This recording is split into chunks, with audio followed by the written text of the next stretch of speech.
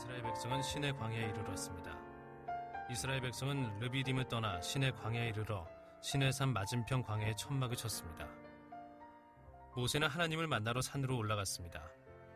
여호와께서 산에서 모세를 불러 말씀하셨습니다. 야곱 자손들에게 말하여라. 이스라엘 백성에게 전하여라. 너희 모두는 내가 이집트 백성에게 한 일을 다 보았다. 그리고 독수리가 날개로 새끼들을 실어 나르듯 내가 너희를 어떻게 나에게 데리고 왔는가도 보았다. 그러므로 이제 너희가 내 목소리를 듣고 내 언약을 지키면 너희는 모든 백성 중에서 나의 보물이 될 것이다. 온 땅의 백성이 다 내게 속하였지만 너희는 내게 제사장 나라와 거룩한 백성이 될 것이다. 너는 이 말을 이스라엘 백성에게 전하여라. 그리하여 모세는 산 아래로 내려가서 백성의 장로들을 모아놓고 여호와께서 명령하신 모든 말씀을 다 전했습니다. 그러자 모든 백성이 한 목소리로 대답했습니다. 우리는 여호와께서 말씀하신 대로 다 하겠습니다. 모세는 백성들의 말을 여호와께 알려드렸습니다. 자, 우리 가슴에 손을 얹고 믿음을 고백하고 하나님 앞에 말씀을 듣도록 하겠습니다. 한번 따라해 주시면 감사하겠습니다. 하나님은 나를 사랑하십니다. 나는 그 사랑 안에 있습니다. 하나님은 오늘 나에게 말씀하실 것입니다. 그 말씀에 능력이 있습니다. 그 말씀에 생명이 있습니다. 나의 마음을 하나님께 열겠습니다. 나의 생각을 예수님께 집중하겠습니다. 들은 만큼 변합니다. 들은 만큼 행복해집니다. 모세가 1년 만에 그 자리에 다시 섰습니다. 어떤 자리냐면 1년 전에 하나님, 나는 싫습니다. 못 가겠습니다. 다른 사람 보내십시오. 보낼 사람을 골라서 보내십시오. 라고 투정을 벌였던 바로 그 자리에 모세가 1년 만에 다시 섰습니다. 그때 하나님께서 모세에게 이렇게 말씀하셨죠. 내가 너와 함께 있겠다. 내가 이집트에서 이스라엘 백성을 인도해낸 후에 너희 모두는 이 산에서 하나님을 예배하게 될 것인데 이것이 내가 너를 보내는 증거이다 라고 하나님께서 말씀하셨습니다. 그리고 이스라엘은 이집트를 출발한 지 3개월 만에 시내산에 도착했습니다. 모세가 콜링을 받은 지 1년 만이었습니다. 말도 안 되는 원망과 불평을 쏟아놓는 이스라엘 백성들을 불기둥과 기름기둥으로 인도하시고 그들을 세심하게 돌보시며 하나님께서 약속하신 대로 하나님의 산, 시내산으로 데리고 오신 것입니다. 그런데 우리가 기억해야 되는 것은 하나님께서 의도하신 종착지가 시내산이 아니라 약속의 땅 가나안 땅이라는 것을 기억해야 하는 것입니다. 그러나 모세라고 하는 개인의 인생에 있어서 불타는 떨기나무가 있었던 시내산이 반드시 필요했던 것처럼 젖과 꿀이 흐르는 약속의 땅에 들어가기 위해서 이스라엘 백성들은 시내산, 바로 거기서 하나님을 만나야 했습니다. 사실 구약을 보면 중요한 장들이 좀 등장을 하는데요. 모세오경, 특별히 구약을 연구하는 학자들이 이스라엘을 이해하는데 가장 중요한 장이라고 얘기하는 챕터가 바로 오늘 우리가 읽은 19장입니다. 출애굽기 19장입니다. 왜냐하면 그 안에 아주 중요한 하나님의 언약, 계약 혹은 약속이 포함되어 있기 때문입니다. 구약을 보면 4가지 중요한 언약이 나오거든요.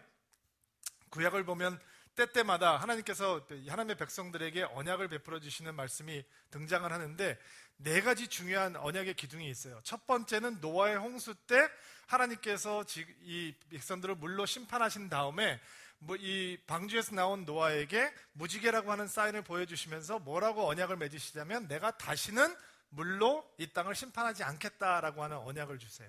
두 번째 언약은 아브라함에게 주셨던 언약이에요. 아브라함이 갈대아 우르에서 콜링을 받고 이제 하나님께서 보여주신 땅으로 갔을 때 하나님께서 아브라함에게 어떤 언약을 주시냐면 내가 너로 말미암아 큰 민족을 이루게 하고 나는 너의 하나님이 되게 되고 너의 후손들은 나의 백성이 될 것이다 라고 하는 언약이죠. 세 번째가 오늘 저희가 읽은 모세가 받았던 언약이고요. 네 번째는 다윗이라고 하는 하나님의 마음에 합한 사람에게 임해왔던 언약이에요. 내가 너의 왕 보좌가 끊이지 않고 계속 이어지게 하겠다라고 하는 언약을 주시고 결국 예수님께서 다윗의 핏줄을 통해서 이 땅의 메시아로 오심으로 그 언약이 성취되었습니다. 언약의 소중함은 어디에 있냐면 미래를 미리 볼 수 있다라는 것에 있습니다. 현재를 살고 있지만 언약이라는 것이 주어졌을 때 그 언약이라고 하는 렌즈를 통해서 한 번도 가본 적이 없는 미래를 먼저 바라볼 수 있다라는 것입니다. 노아도 아브라함도 모세도 다윗도 그 언약을 통해서 미래를 보게 되었던 것입니다. 하나님의 언약, 하나님의 약속은 절대로 공수표가 없습니다. 부도나지 않습니다. 가장 확실한 보증 수표입니다. 약속의 가치는 약속을 받는 사람의 신실함에 근거하지 않습니다. 그러니까 우리가 열심히 살아야 하나님의 약속이 이루어지고 임해오고 우리가 제대로 살지 못하면 하나님의 약속이 우리에게 임해오지도 않는다라는 것은 순전히 오해입니다. 하나님의 언약은 하나님의 신실하심에 근거합니다. 아멘 하시기 바랍니다. 여러분 어렸을 때 애들을 이렇게 키워보면요 아이들이 우리가 보기에 너무 부족합니다. 정말 별 볼 일 없어 보이는 경우가 많이 있습니다. 아이들이 그림을 그려줍니다. 그리고 우리는 그것이 좋다고 책상에다 붙여놓기도 하고 냉장고에다 붙여놓기도 합니다. 남들이 오면 우습다고 생각합니다. 근데 우리가 보기에는 대단한 겁니다. 하나님께서 이스라엘 백성들을 선택하시고 이스라엘 백성들을 신의 산으로 인도하시고 그 백성이 특별하기 때문에 하나님의 신실하심과 하나님의 성실하심의 근거에서 하나님의 사랑과 은혜의 근거에서 무조건적으로 그들에게 언약을 먼저 주십니다. 그것이 오늘 하나님께서 우리에게 주시는 말씀에 포함되어 있습니다. 자, 3절과 4절 말씀 같이 한번 읽어볼까요? 3절과 4절 말씀 한번 읽어볼게요. 시작. 모세는 하나님을 만나러 산으로 올라갔습니다. 여호와께서 산에서 모세를 불러 말씀하셨습니다. 야곱 자손들에게 말하여라. 이스라엘 백성에게 전하여라. 너희 모두는 내가 이집트 백성에게 한 일을 다 보았다. 그리고 독수리가 날개로 새끼들을 실어 나르듯 내가 너희를 어떻게 독수리가 새끼들을 실어 나르듯이 하나님께서 이스라엘을 이집트에서 데리고 나오셨습니다. 우리가 독수리를 모르니까 별로 감동이 잘 안 되죠. 그렇죠? 그래서 제가 보여드리려고 정말로 이번 주에 열심히 영상을 찾았어요. 근데 영상이 진짜 없는 거예요. 계속 읽으면서 저도 사실은 마음에 감동이 안 돼요. 그래도 설명은 해드려야 되니까 이게 무슨 얘기냐면 독수리가 새끼들을 훈련시킬 때 어떻게 훈련을 하냐면 둥지에서 새끼 독수리를 기르다가 날 때가 되면 그냥 밀어 바깥으로 떨어뜨린다는 거예요. 그러면 이렇게 땅에 떨어지지 않기 위해서 독수리 새끼들이 날개짓을 막 한다는 거죠. 그러면 날개가 아직 힘이 없기 때문에 날 수가 없다는 거예요. 그러면 땅에 떨어지기 전에 어미 독수리가 그 날개를 펴고 내려와서 그거를 이렇게 착 실어서 구해서 다시 둥지로 데리고 간다는 거예요. 그리고 스스로 날 수 있을 때까지 계속 그렇게 한다는 거예요. 근데 그 내셔널 지오그래피에서도 그거를 못 찍었나 봐요. 없어요. 한번 찾아보세요. 근데 신명기에는 이런 말씀이 있어요. 신명기 32장 말씀 올려주실래요? 여호와께서 거칠고 황폐한 광야에서 야곱 백성을 찾으셨다. 그들을 감싸주시고 돌보셨으며 자신의 눈동자처럼 지켜주셨다. 11절 읽어보세요.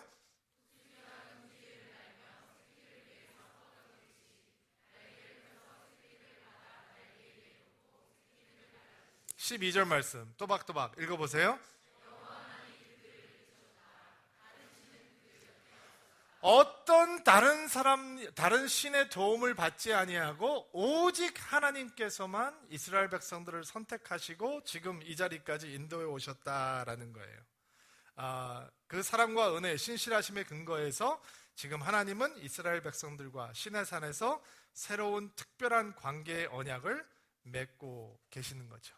그리고 그 언약 속에 놀라운 축복이 포함되어 있어요. 여러분 생각해 보세요. 평생 노예로 밖에 살 수 없었던 이스라엘, 그들이 다시 자유인이 되었지만 그 자유인이 됐음에도 불구하고 새로운 정체성을 가진 민족으로 아직 자리하지 못했는데 오늘 이 언약을 통해서 하나님의 백성 이스라엘은 새로운 정체성을 가진 영적인 백성으로 거듭나고 있는 것입니다. 오늘 우리가 나누게 되는 이 언약의 내용이 여러분들에게 감동으로 또 감사로 열정으로 다가오는 귀한 주일이 되기를 주의 이름으로 축복합니다. 그럼 그 언약의 내용이 무엇인지 5절과 6절 말씀을 통해서 같이 한번 읽어보겠습니다. 5절 시작. 그러므로 이제 너희가 내 목소리를 듣고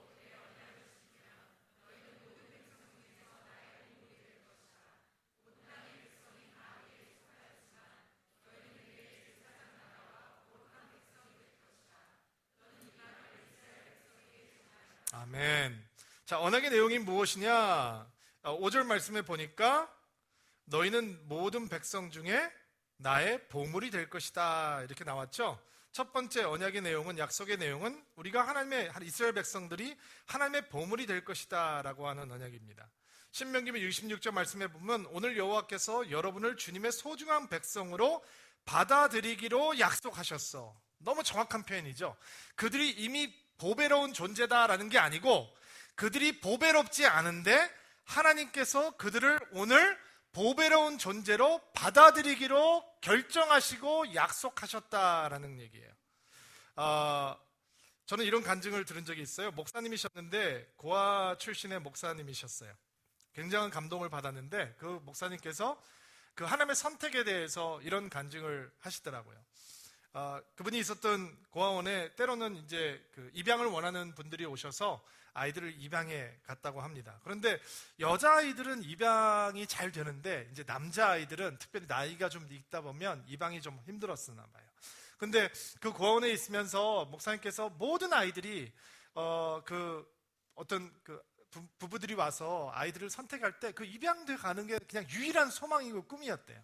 근데 이분이 자라면서 계속 입양이 안 되는 이 환경 속에서 마음이 두려움도 있고 거절감도 있고, 그리고 이제 아이가 나이가 조금 성장하면서 이제 거칠어지고 좀 염려되는 부분들이 나타났던 모양입니다. 어느 날 오후 아이를 입양하기 위한 분들이 교화원을 방문했는데 자신은 또 선택이 안 된 것을 알기 때문에 그냥 심술을 부리고 바깥에 나와서 어슬렁어슬렁 거리고 다니고 있었대요. 근데 원장 선생님과 함께 이 부부가 바깥으로 나와서 이 아이를 찾은 다음에 이 남자아이의 손을 잡고 우리 집에 와서 같이 살자라고 하면서 안아주었대요. 그리고 이렇게 안으면서 왠지 모르게 이 부부가 이 아이를 붙들고 막 울면서 너는 이제 내 아이야, 내 아이야 라고 귓속에다가 속삭여줬다는 거예요. 교통사고로 아들을 잃은 부모님이 아마 나이가 비슷한 또래의 남자아이를 입양하기로 선택하고 그 고아원을 찾아주셨던 것 같아요. 근데 제가 생생하게 기억하는 건 그 중년이 돼서 머리가 다 벗겨지신 목사님께서 자기의 인생을 바꾸었던 한마디, 자기의 인생을 획기적으로 터치했던 한마디, 너는 내 아이야 라고 하는 말이었다는 것이죠. 그리고 그 말 한마디에 이 목사님의 삶은 그냥 완전히 바뀌었다는 거예요. 물론 그 입양해 주신 부모님이 예수를 믿었기 때문에 예수를 믿게 되었고 나중에는 목사가 될 수 있었다라는 간증을 들었습니다. 이스라엘을 향해서 하나님께서 지금 뭐라고 고백을 하고 계시는 거냐면 너는 내 소중한 아이야 라고 말씀하고 계시는 거예요. 여러분을 향해서 오늘 하나님께서 뭐라고 말씀하시냐면 너는 내 특별하고 소중한 보물 같은 아이야 라고 말씀하시는 거예요. 이렇게 말씀을 내가 대단한 사람이구나. 목사님 우리한테 좀 잘하세요. 우리가 나한테 잘해. 이렇게 생각하시면 안 되는 거예요. 지금 포인트가 거기에 있는 게 아니고요. 포인트가 거기에 있는 게 아니고 우리가 하나님 앞에서 특별한 존재이다라고 하는 것의 의미는 하나님의 마음이 특별하다라는 것을 알려주고 있는 거예요. 우리의 가치가 우리를 보배로운 존재로 만들어주는 게 아니고 우리의 행위가 우리를 보배로운 존재로 만들어주시는 것이 아니라 우리를 향하신 하나님의 마음이 우리를 존귀한 자로 만들어주신다는 거예요. 어느 날 저희 막둥이 보물상자를 열어봤어요. 근데 정말 우스운 것들이 들어있었어요. 그러니까 쉽게 얘기하면 쓰레기들이죠. 그냥 버려야 되는 것들이에요. 그리고 내년이 되면 다 쓰레기통에 들어갈 거예요. 근데 오늘 지금은 보물상자 안에 들어가 있어요. 여러분, 예수를 믿는 기쁨, 하나님을 만난 감동, 그게 어디서 느껴지냐면요, 내가 그런 존재라는 것을 마음속 깊은 곳에서부터 인정하는 것으로부터 출발해요. 근데 그거로 인정만 하면 우울증 걸려요. 자기 자아 비판이고 자기 스스로 낙심할 수밖에 없죠. 그런데 진짜 예수를 믿는 거의 기쁨은 뭐냐면 내가 그런 존재인지도 불구하고 하나님 앞에서 나는 최고의 보물이라는 것을 깨닫는 거예요. 여기만 믿나 봐요. 여기는 8자매님만 그게 믿어지면 다른 사람은 안 믿어지는 거죠. 한번 따라해 보세요. 나는 보물입니다. 하나님께서 여러분을 향해서 그렇게 고백하고 계시다는 거예요. 하나님께서 오늘 주일 예배를 드리고 있는 우리들에게 너는 나에게 최고로 보배로운 존재야. 내가 너를 그렇게 만들 거야. 고백하고 계시는 거예요. 그리고 저는 그것을 보고 싶어요. 여러분이 하나님의 보석이 되어가는 과정. 그리고 제가 여러분들을 목회하면서 신목사 여러분들을 격려하고 축복하면서 여러분이 안 계실 때 여러분의 이름이 떠오르면 홍길동이라고 하는 이름이 떠오르면 신목사와 제가 눈물이 그윽해져서 그 홍길동 집사님, 그 홍길동 자매님, 그 홍길동 형제님 보석 같은 사람이지 라고 얘기할 수 있는 존재가 바로 여러분이라는 거예요. 그게 하나님의 언약의 내용이라는 거예요. 이스라엘은 아직 그런 자격도 없고 어떤 요건도 갖추어지고 있지 않지만 그런 별 볼 일 없는 이스라엘 백성들을 향해서 특별하신 하나님께서 내가 너를 그렇게 꼭 만들어 줄 거야 라고 오늘 약속을 하고 계시는 거예요. 그렇다면 우리 삶 속에서 이루어질 수 있겠죠? 아멘. 자, 두 번째 내용은 뭐냐면 또 5절 보세요. 온 땅의 백성이 다 내게 속하였지만 너희는 내게 제사장 나라가 될 것이다 라는 거예요. 두 번째 언약의 내용은 뭐냐면 이스라엘 백성들이 하나님의 제사장 나라가 될 것이다 라고 하는 약속이죠. 제사장이 무엇을 하는 사람입니까? 사람들을 대신해서 그들의 죄를 하나님 앞에 드리고 용서를 구하고 중재의 역할을 하는 사람입니다. 사람들을 하나님 앞에 인도해주는, 하나님과의 관계를 회복시킬 수 있도록 도움을 주었던 사람들이 제사장이죠. 하나님의 은혜를 선포해주고 하나님의 은혜를 사람들에게 기억할 수 있도록 도와주었던 사람들이 바로 제사장이었습니다. 온 땅이 다 하나님께 속하였다라고 얘기합니다. 그런데 온 땅이 하나님을 주목하지 않는 거죠. 온 땅이 하나님께 속해 있지만 하나님을 사랑하지 않는 사람들로 가득하고 있단 말이에요. 하나님에게 관심이 없는 사람들이 가득하단 말이에요. 은혜도 몰라요. 사랑에도 관심이 없어요. 근데 하나님께서 한 민족을 선택하셔서 하나님에게 관심이 없는 사람들이 다시 관심을 가질 수 있도록 내가 만들겠다라는 거예요. 그게 선택의 이유이죠. 우리를 선택해 주셨어요. 왜요? 우리 잘 먹고 잘 살라고요?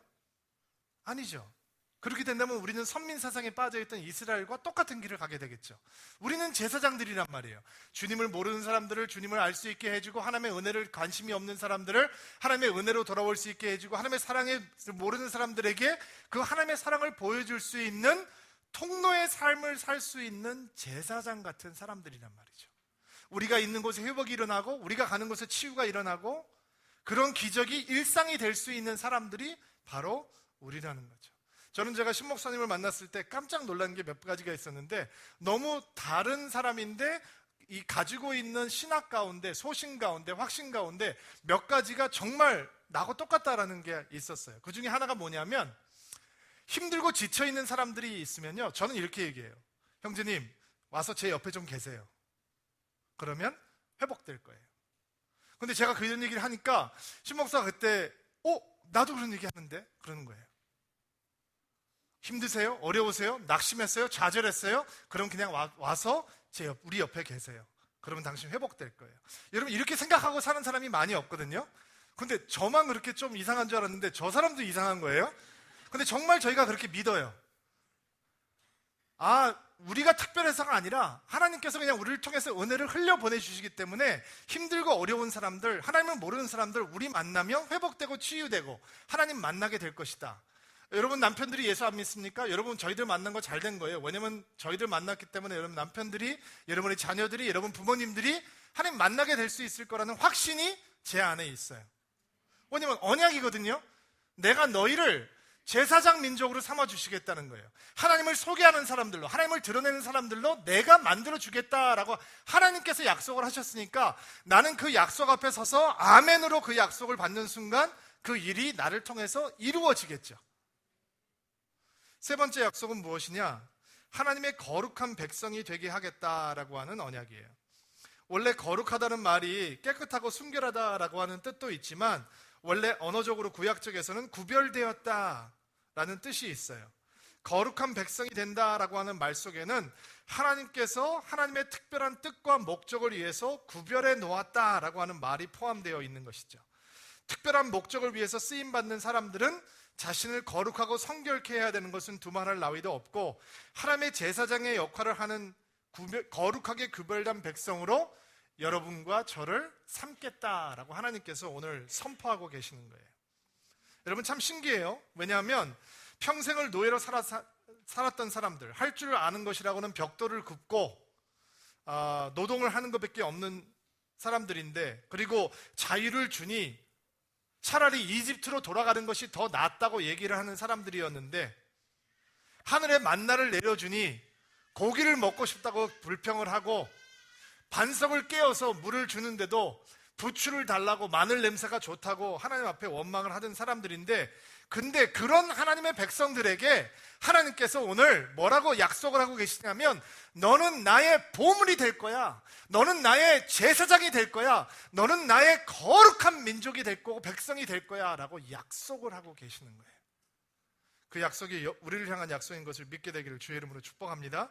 그 축복을 놓치지 않게 되기를 원합니다. 그런데 그 약속이 노아에게 주어졌던 언약처럼, 그리고 아브라함에게 주어졌던 언약처럼, 다윗에게 주어졌던 언약처럼 그냥 조건 없이 주어지는 게 아니고요, 조건이 붙어 있어요. 그 조건이 뭐냐? 5절 말씀 봐보세요. 5절 말씀 다시 한번 읽어볼게요. 시작. 그러므로 이제 너희가 내 목소리를 듣고 내 언약을 지키면까지. If, 만약에 너희가 나의 목소리를 듣고 그리고 내 언약을 지키면 내가 그렇게 해주겠다라는 거예요. 순종이라고 하는 조건이 붙어 있어요. 좀 쏘시려면 확실히 확 쏘시지. 이렇게 애매하게. 하나님 좀 째째하다, 좀 쫌스럽다, 이렇게 생각하기가 쉬울 것 같은데, 절대로 그렇지 않아요. 사실 시내산에 도달한 이스라엘 백성들이 지금부터 이제 한 11개월 동안을 이 시내산에 머물면서 하나님께서 주시는 10계명을 포함해서 율법과 이런 이 계명들을 받거든요.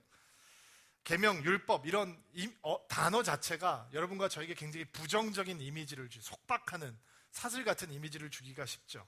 그런데 여러분들께서 정말 명확하게 이해해야 되는 것이 있는데, 모세에게 주신 언약은 분명히 하나님의 목소리를 듣고 하나님의 언약을 지키는 것을 전제로 한 약속이요 언약이라고 하는 것입니다. 여러분, 어떻게 하나님의 목소리를 듣는지 하나님의 순종하는지 알 수 있습니까? 선택의 기로가 있어야 됩니다. 여러분, 창세기 보시다가 선악과 나오면 마음 힘드시죠? 인간이 전지하신 하나님께서 범죄할 걸 알았는데 왜 선악과를 거기다 딱 두셔가지고 먼저 따먹을 거 알았으면 거기다 그걸 빼놓으시면 우리 지금 여기서 이렇게 예배 안 드리고 편안하게 에덴 동산에서 아직까지 살 텐데, 옷 걱정도 안 하고. 왜 하나님께서 심술궂게 거기다 선악과를 두셔가지고 우리를 이렇게 힘들게 살게 하시나 라는 생각이 있죠. 창세기를 공부하는 사람들에게 항상 가질 수 있는 생각입니다. 근데 여러분 이해하셔야 되는 건, 순종이라고 하는 건 선택의 옵션이 있어야 가치가 있는 거예요. 다른 선택을 할 수 있는데 하나님의 음성을 듣고 하나님의 길을 선택할 때 그 가치가 드러난단 말이죠. 순종하지 않을 선택권이 주어졌는데도 불구하고 나는 기쁘게 하나님을 따르는 선택을 할 때 하나님은 그 순종을 향해서 박수를 치시는 거예요. 그리고 거기에 하나님의 역사가 나타나는 거예요. 하나님께서 순종이라고 하는 것을 얼마나 대단하게 생각하시냐면, 구약에 등장하는 두 가지 사건을 통해서 제가 여러분들에게 좀 그림을 보여드리려고 하는데, 첫 번째 사건은 나아만이라고 하는 아람의 군대 장관을 통해서 보여주었던 사건이었어요. 아람이라고 하는 나라에 나아만이라고 하는 군대 사령관이 있었는데 왕이 아끼는 신하였어요. 근데 어느 날 그가 문둥병에 걸리게 되었어요. 그래서 괴로워하고 있는데 그의 종이었던 히브리 소녀가 이스라엘에 가면 선지자가 한 명 있는데 그 선지자가 대단한 사람이니까 가서 그 선지자한테 당신의 문둥병을 보여주면 낫게 될 거다. 그래서 이 나아만이라고 하는 군대 장관을 아꼈던 아람 왕이 편지를 써줘요. 그리고 이스라엘 왕에게 내 신하 나아만이 문둥병에 걸렸는데 이스라엘로 보내니 당신이 좀 고쳐주십시오. 이 편지를 받고 이스라엘 왕이 어떻게 반응하는지 아세요? 옷을 찢어요. 내가 하나님이냐, 내가 어떻게 문둥병을 고치냐, 난 막 난감해하는 거죠. 그때 그 얘기를 들은 엘리사가 저한테 보내십시오 라고 얘기를 해요. 참 부러워요, 이런 사람들. 저한테 보내십시오.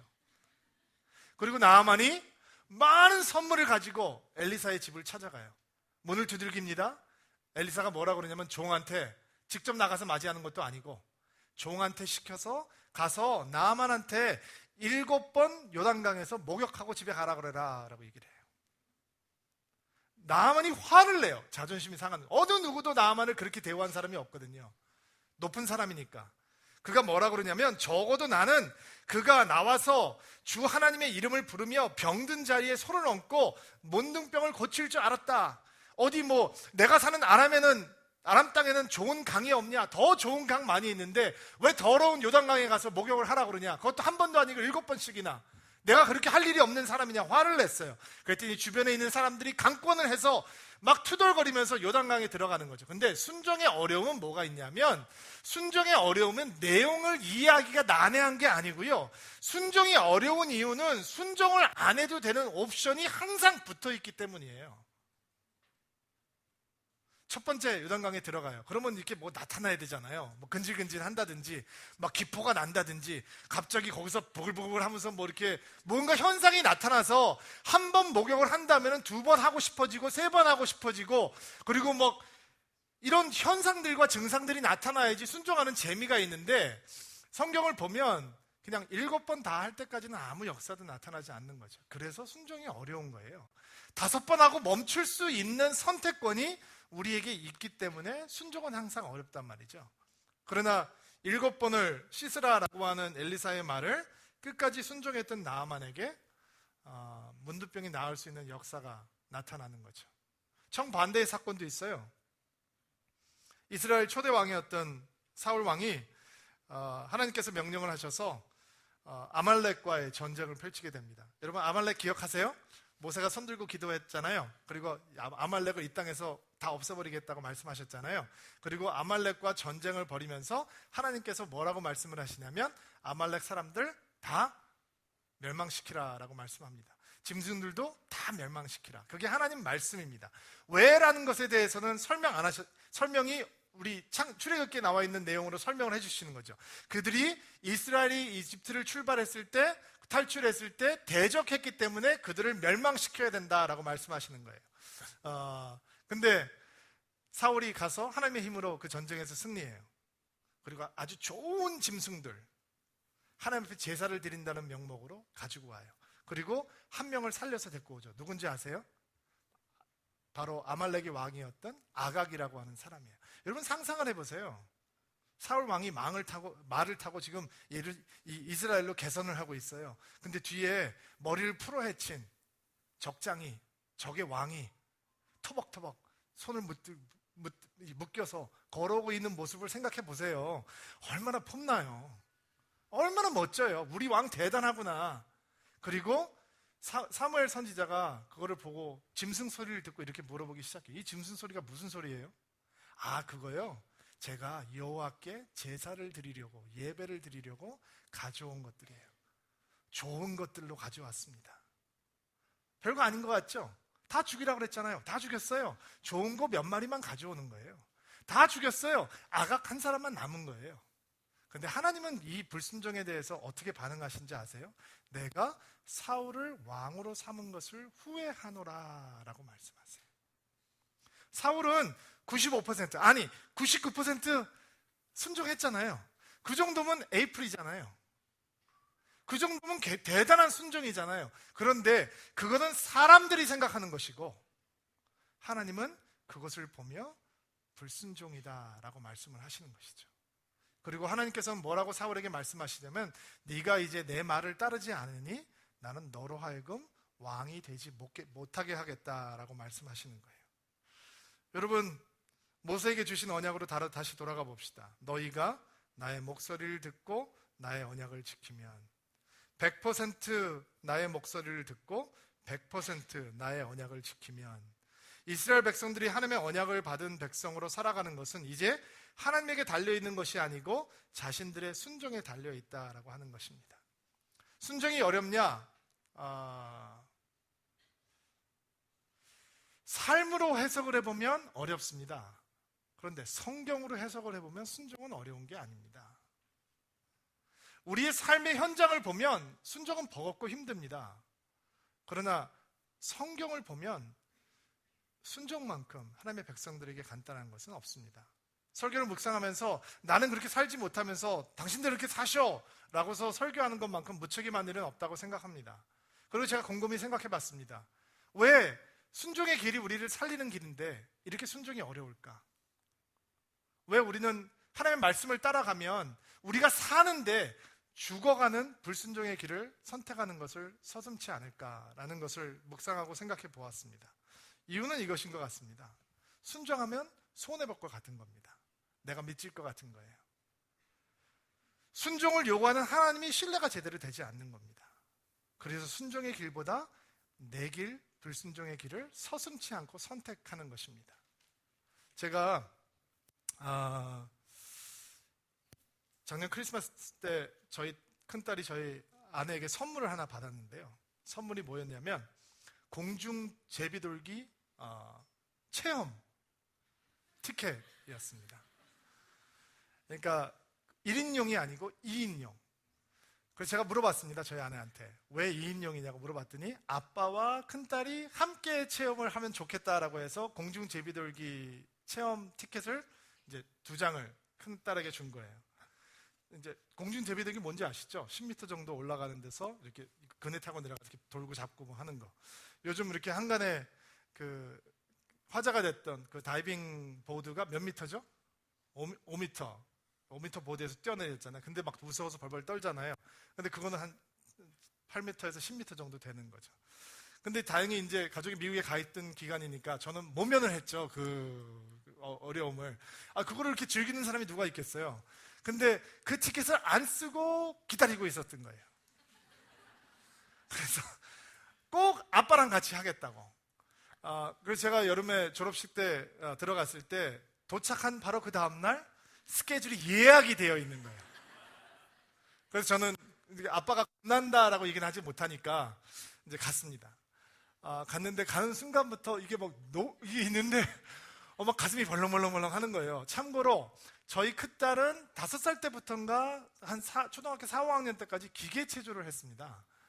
그래서 뭐 이렇게 뒤로 돌고 비틀고 뭐 이렇게 하는 거가 어렵지 않고요. 저는 그냥 40대 후반의 아저씨입니다. 갔습니다. 갔는데 처음에 막 너무 두렵고 떨리는 거예요. 그래서 이렇게 훈련을 하는데 막 손에서 막 땀이 물처럼 흐르고 가슴이 벌렁벌렁거리고 그다음에 이렇게 뛰어야 되는데 뛰어! 그러는데 이게 안 떨어지는 거예요. 발걸음이 안 떨어지더라고요. 굉장히 고민을 하는데 이게 이제 어떻게 끝나는 거냐면 그네를 타고 한번 스윙을 하면서 발로 그 그네를 걸고 다시 이렇게 와서 손으로 그 거꾸로 매달려 있는 사람의 손을 잡고 내 발을 떨어뜨려야지 이제 제가 탈출을 하는 거예요, 거기를. 저희 딸이 단번에 성공을 하는 거예요. 단번에.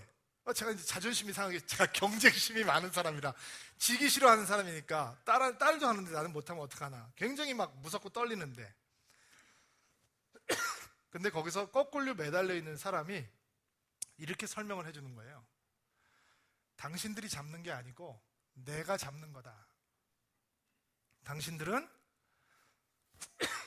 무서워도 허리를 틀어서 손을 내밀기만 하면 된다.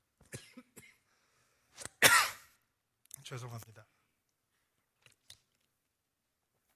손을 내밀기만 하면 된다는 거예요. 올라갔어요. 그리고 첫 번째 스윙을 하면서 그네를 제 다리에 걸었어요. 그리고 다시 스윙 백 하면서 그 남자가 보이더라고요. 제가 거꾸로 매달려 있는 남자가 보이는 거예요. 그래서 허리를 틀었어요. 떨어질 것 같은데 허리를 틀고 그리고 눈을 감았어요. 눈을 뜨면 제가 못 잡을 것 같았어. 그리고 그 사람이 얘기하기를 자기 손을 잡으면 다리를 펴야 된다는 거예요. 안 그러면 그 사람도 다리 걸고 있고 나도 다리 걸고 있고 그러면 어떻게 되겠어요? 그렇죠? 그 사람 힘이 세고 나는 이런데 그러면 제가 뭐 얼마나 고통스럽겠어요. 그리고 눈을 감고 다리를 풀었어요. 그러니까 갑자기 밑에서 박수 소리가 들리는 거예요. 저희 딸이 막 와 박수 치는 소리가 들리는 거예요.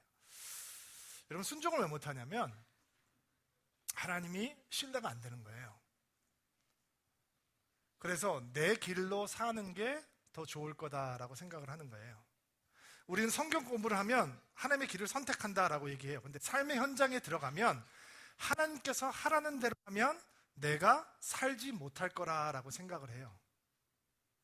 근데 성경은 하나님의 길은 생명의 길이고 우리의 길은 죽음의 길이다라고 얘기를 해요. 너희가 기뻐 하나님을 즐겨 순종하면 너희가 이 땅의 소출을 먹을 것이요 라고 얘기를 하죠. 성경 어디를 보아도 하나님의 길이 아닌 길을 가는데 잘 될 것이다 라고 약속하는 부분은 없어요. 하나님께서는 우리에게 놀라운 축복을 걸어 놓으세요. 그리고 단 한 가지를 요구하는 거예요.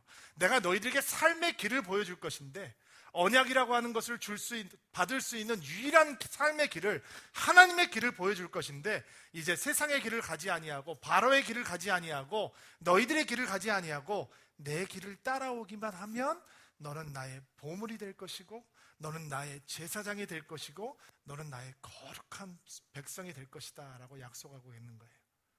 그리고 그 약속이 없어지는 것이 아니라 베드로전서 2장 9절을 보면 예수 그리스도를 구주로 고백하고 있는 바로 여러분, 우리들에게 그 약속이 이어지고 있는 것을 볼 수 있어요. 2장 9절 말씀, 베드로전서 2장 9절 말씀 한번 같이 읽어볼게요. 시작.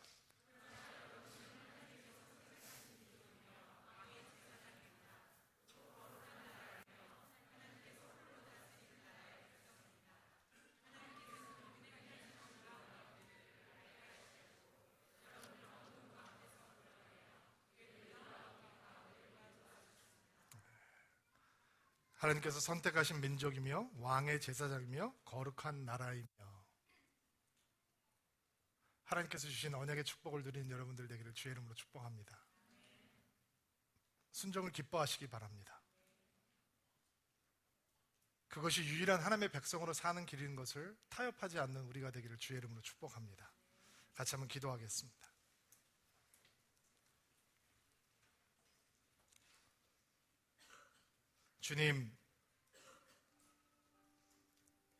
주님을 순종하겠습니다. 어떤 경우라도 주의 길을 선택하겠습니다.